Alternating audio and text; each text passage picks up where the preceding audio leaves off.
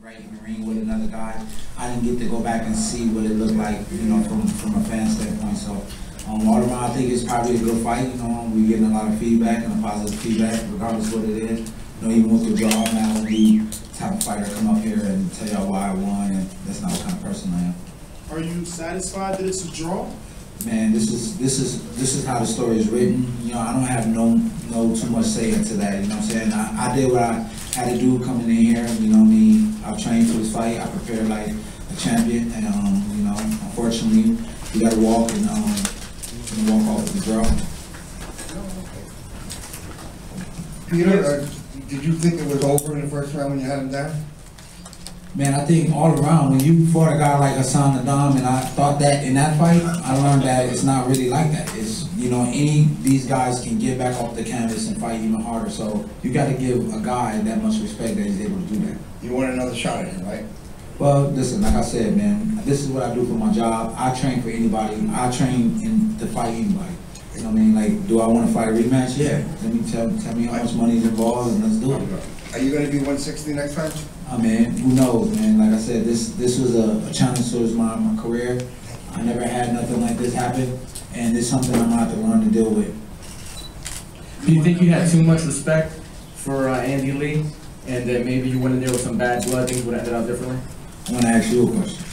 How much respect can you have for somebody that's punching you hard and trying to take you out of your man? Like, this is a line of respect you have to be a fighter. You got to give a guy enough respect where you be able to shake hands with him before the fight, throw punches to knock him out, and then if you don't, touch gloves after. So, you know, that I don't know how to define respect when it comes to fighting. Peter, would you say this was your hardest test so far in the ring? Well, you know, I've been out for 1 year, so I could say, yeah, this is the first time I was, you know, fighting and became a father. I had a lot of, you know, trial and error happened to my family. My uncle passed away with cancer. It was the hardest thing I ever had to deal with in my life, to see somebody fight for their life. And, you know, I sucked it up. You know, he died right when I was on my way to California. He passed away. You know, it was 3 days before I left him, and he died 3 days after, and I couldn't go to his funeral. Peter, how you doing?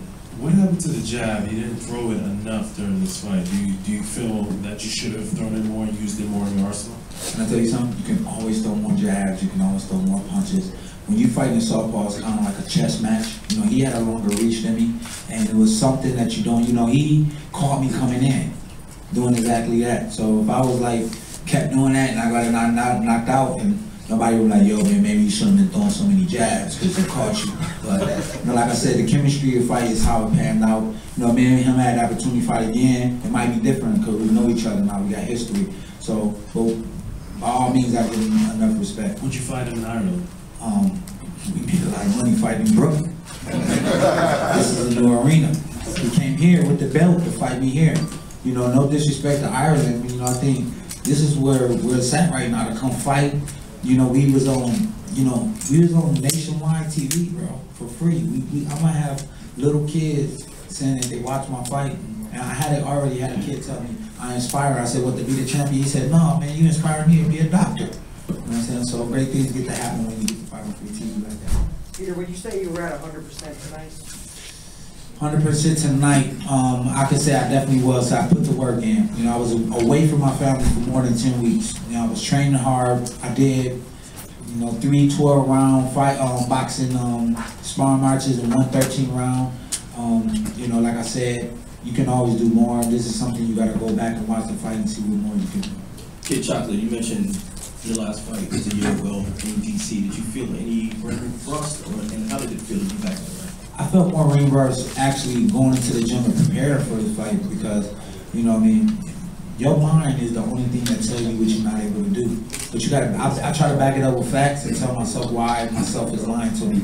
And like I said, I was in there sparring with Hugo Centeno, Lennox Allen, you know, Peter Quillin came and gave me some work. We had some other sparring partners. I was sparring 4 different guys, sometimes in the same day.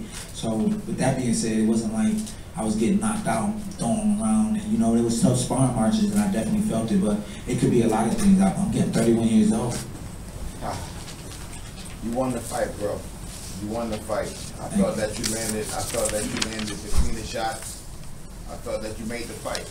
I felt that Andy Lee fought to keep you off of him. At times he threw a little punches, but I felt that you pressed the fight. He fought to keep you off of him. You landed the cleanest shots, the more powerful shots. You showed in the beginning of the fight that you missed being the champ. Oh man, I want to thank you so You much. showed that you missed being the champ. Thank you, Eric. I want to thank you. You look very nice with that jacket. And the bar You know what I do. You know what I do. I mean, you know what I do. Now, Pete, a couple of years ago, obviously when you were first coming up, you wanted this fight with Andy Lee. You called him out a lot of times. You felt you were better then. Now that you've stepped into the ring, is there any difference, or do you feel that the performance that you had tonight has to do with the 1 year layoff and the fact that you've been inactive? You want to know what I learned? I learned that I don't got to call people out. You know what I'm saying? You don't always get what you call out. The first time it didn't happen, and I just learned that we just got to be respectful and things that come the way it's supposed to. I took a year off, yes, and I still put up a good fight. You know, it was a draw, and that's something I'm going to have to live with. And I think all around, you know, this is going to teach me a lot of stuff about myself. And I think if you live your life like that, where you have to take everything that you do in life and learn from it, the only thing you can do is get better at life. Well, my question was more like, when you guys were both coming up, you got common opponents, and you felt that you did better versus those common opponents, so you felt that you would, you know, do better. Style make fights. You know, you can prepare for one guy. I mean, we watching Mayweather fight Pacquiao, and we seen the 3 or 4 fights he had with Marquez, and then you seen the one fight that Floyd had with Marquez. It was like something you can't even measure. But the fight with Manny Pacquiao and Floyd Mayweather has still been built up because, you know, style make fights. So I think all around we can assume one thing, but we can get a different result.